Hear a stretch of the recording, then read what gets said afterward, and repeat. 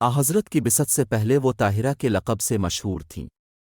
ان کی والدہ فاطمہ بنت زائدہ تھیں۔ حضرت خدیجہ کی پہلی شادی ابو حالہ بن زرارہ تمیمی سے ہوئی۔ ان سے دو لڑکے پیدا ہوئے، ایک کا نام ہند تھا اور دوسرے کا حارث۔ ابو حالہ کے انتقال کے بعد عقیق بن عائد مخزوم کے عقد نکاح میں آئیں، ان سے ایک لڑکی پیدا ہوئی، اس کا نام بھی ہند تھا۔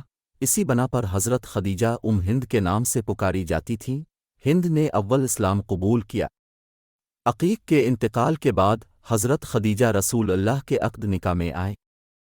حضرت سے 6 اولادیں ہوئیں اور 2 صاحبزادے کے دونوں بچپن میں انتقال کر گئے، اور 4 صاحبزادیاں حضرت فاطمہ زہرا، حضرت زینب، حضرت رقیہ اور حضرت ام کلثوم۔ حضرت خدیجہ کی ایک بہن حالہ تھیں، وہ اسلام لائیں اور حضرت خدیجہ کی وفات کے بعد تک زندہ رہیں۔ حضرت خدیجہ سے حضرت کو بے انتہا محبت تھی۔ وہ جب عقد نکاح میں آئیں تو ان کی عمر 40 سال تھی اور حضرت 25 سال کے تھے۔ نکاح کے بعد وہ 25 برس تک زندہ رہیں۔ ان کی زندگی تک حضرت نے دوسری شادی نہیں کی۔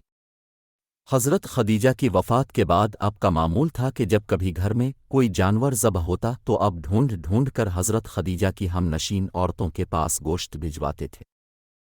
حضرت عائشہ کہتی ہیں کہ میں نے خدیجہ کو نہیں دیکھا، لیکن مجھ کو جس قدر ان پر رشک آتا تھا کسی اور پر نہیں آتا تھا، جس کی وجہ تھی کہ حضرت ہمیشہ ان کا ذکر کیا کرتے تھے۔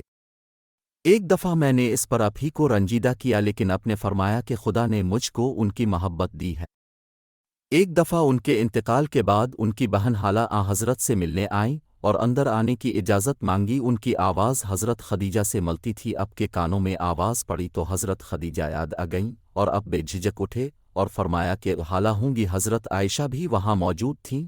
ان کو نہایت رشک ہوا، بولیں کہ اب کیا ایک بڑھیا کو یاد کرتے جو مر چکیں اور خدا نے ان سے اچھی بیویاں دیں۔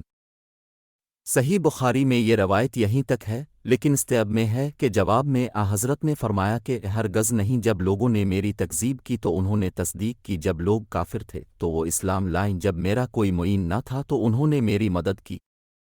سیرت النبی حصہ دوم۔